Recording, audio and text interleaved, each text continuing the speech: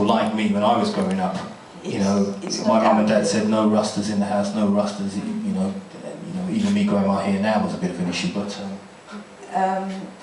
in fact, I don't know because I haven't screened it yet in Jamaica. It's not been screened in Jamaica? No, it's just finished. In fact, it just came out, and we wanted to make an English version, but still our pockets were empty. We had to wait 6 months to make an English version and finally be able to show it in English. So we haven't been able to show it yet. But what I can say is that we were welcomed in places like Jamaican archives. We were welcomed by the Jamaican Institute. A couple of people in the university, Professor Barry Chavans, did try to do what he could to help me. But otherwise, I found a lot of people were just trying to stop me from filming, and I don't want to give names, but a certain Ministry of Culture just stopped us from filming in the archives, and I didn't get no support from Jamaica except from the old people. Those old people, it was the first time people would come to them, film them, ask them questions, want to know their side of the story. And they gave us with so much generosity. And so people tell me, it must have been hard with those Rastas. Rastas are hard people, especially with women. I feel, just look at them, do they look hard? They're so generous, they give us their heart for some peanuts we could share with them, and I give thanks.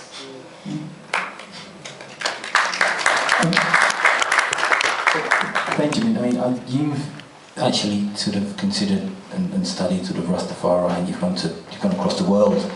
I don't need to study. I am Rastafari. You are Rastafari, of course. But in terms of, I mean, that's quite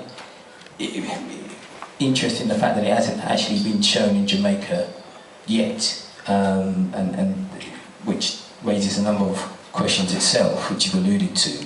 But Benjamin, in terms of your experience being a Rasta, going to Jamaica and knowing how Rastas are viewed in Jamaica, how do you feel watching that film, it may be accepted over there now? Well, first of all, I think I have to say I think it's a great piece of work. I first met Helen when I was making a programme for Radio 4 and the BBC World Service called A Rasta History, when you took me up to Pinnacle, and we had an amazing day there.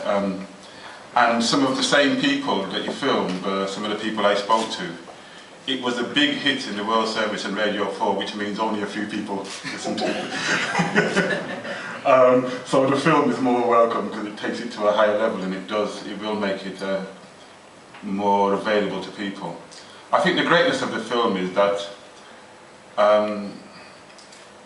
it puts it into kind of historical perspective, and I think actually it's kind of, dare I say this, it's kind of good that you didn't have too much money to do flashy stuff.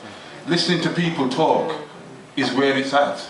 This people's history is what you want. The government could give you all kinds of things, but listening to the people's history, the oral tradition, is really where it's at.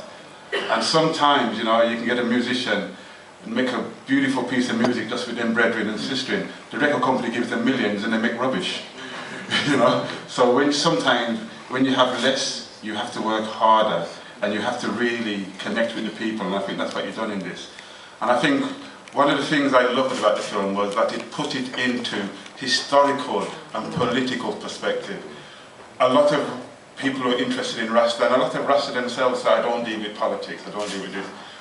We came out of politics. You see how Howell went to Eastern Europe, he went to Panama, and he talked to people on ships. And in these ships there was a lot of intellectual ideas floating about. There's a similar thing to what Garvey did.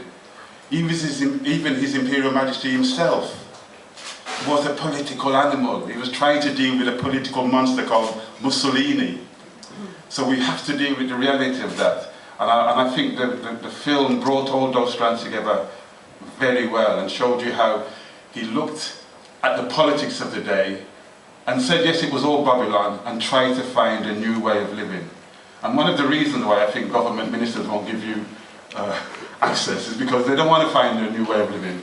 They want to sell us McDonald's and stuff like that, right? And we want to learn how to live off the earth. So there's a complete contrast of interest there.